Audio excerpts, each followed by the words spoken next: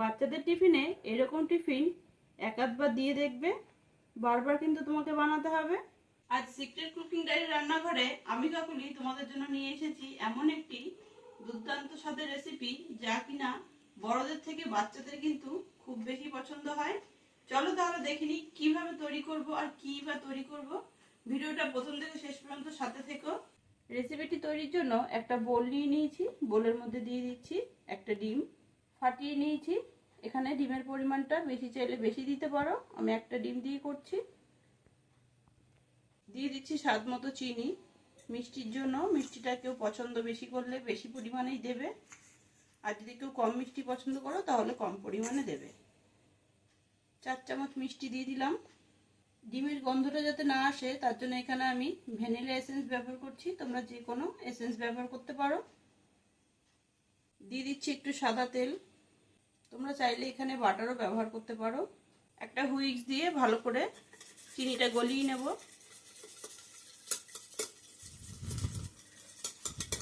ডিমের মিশ্রণের সাথে দেখবে গলাতে গলাতে একটা ফেনা টাইপের তৈরি হবে।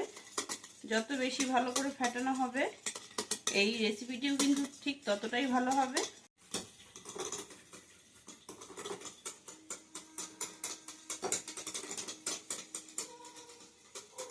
ডিম, তেল আর চিনি তো খুব ভালোভাবে ফেটানো হয়ে গেছে, দেখো ওপর থেকে একটা বাবলস তৈরি হয়েছে। এবার এর মধ্যে দিয়ে দেবো আমি ময়দা। এখানে আমি 1 বাটি ময়দা নিয়েছি, তোমরা পরিমাণটা কম বা বেশি করে নিও। আবার কিন্তু হুইস্ক দিয়ে ভালো করে মিশিয়ে নেব। যদি শক্ত হয়ে যায় তাহলে কিন্তু এখানে লিকুইড দুধ ব্যবহার করতে হবে।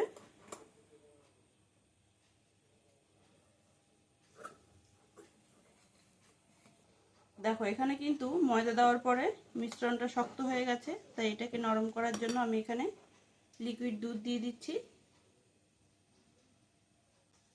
একটা স্মুথ ব্যাটার তৈরি করব, তাই জন্য একবারই কিন্তু দুধ দেওয়া যাবে না।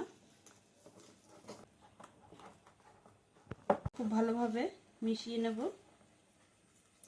সব উপকরণগুলো কিন্তু খুব ভালোভাবে মিশিয়ে নিয়েছি, দেখো কতটা স্মুথ হয়েছে দেখো। আচ্ছা, এখানে একটা কথা বলে দিই, যদি কেউ ডিম পছন্দ না করো বা ডিম খেতে না চাও সেক্ষেত্রে কিন্তু এখানে তোমরা টক দইও ব্যবহার করতে পারো, আর ময়দার জায়গায় আটাটাও ব্যবহার করতে পারো। আর সেম একইভাবে কিন্তু দুধ দিয়ে মেশাতে হবে। আজকে যে রেসিপিটি তৈরি করছি তার কিন্তু 75% আমাদের কমপ্লিট হয়েছে দেখো, আর 25% কিন্তু বাকি আছে। চলো তাহলে এবার বাকিটুকু সেরে ফেলি। সব কিছু মেশানোর পরে এবার দিয়ে দিচ্ছি এখানে সামান্য পরিমাণে বেকিং পাউডার। বেকিং পাউডারটা দিয়ে খুব ভালোভাবে মিশিয়ে নিচ্ছি। আজ কিন্তু আমরা তৈরি করছি প্যানকেক। ছোট থেকে বড় সকলেরই কিন্তু খুব পছন্দের, আর তৈরিও হয় একদম সহজ সামান্য কিছু উপকরণ দিয়ে। চলো তাহলে প্যানটা এবার গরম করতে বসিয়ে দিই। প্যান কিন্তু আমি মিডিয়াম ফ্লেমে রেখে গরম করে নিয়েছি। এবার দিয়ে দিচ্ছি এক এক করে। ছোট চাইলে ছোট করবে, বড় চাইলে বড় করবে, যে যেরকম পছন্দ করবে। আমি এই 1 হাতা করে করেই দিচ্ছি।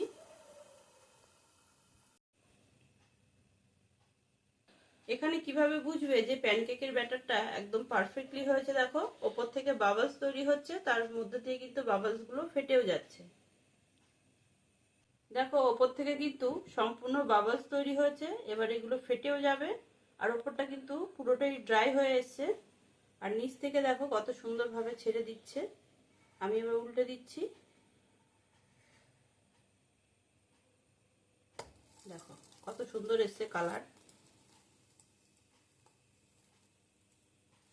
আর একটুও কিন্তু লেগে নেই কোথাও।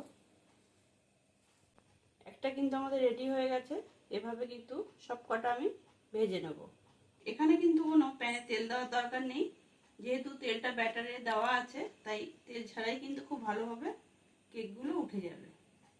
আরেকটাও দিয়ে দিচ্ছি, দেখো কতটা স্মুথ হয়েছে ব্যাটারটা, দেখে বুঝতে পারছো।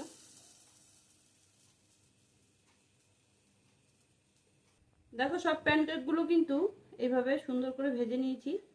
এবার এর উপর থেকে দিয়ে দেবো একটু গার্নিশিং এর জন্য মধু। আর এটা কিন্তু একদম চাক ভাঙা মধু, তাই একটু দানা দানা আছে।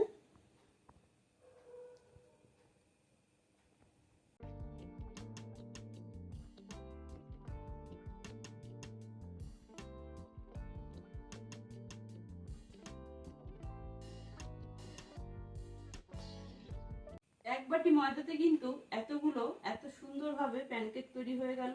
আশা করছি তোমাদের ভিডিওটা ভালো লেগেছে। যদি ভিডিওটা ভালো লেগে থাকে অবশ্যই কিন্তু লাইক করো, কমেন্ট করো, বেশি বেশি করে শেয়ার করে দিও।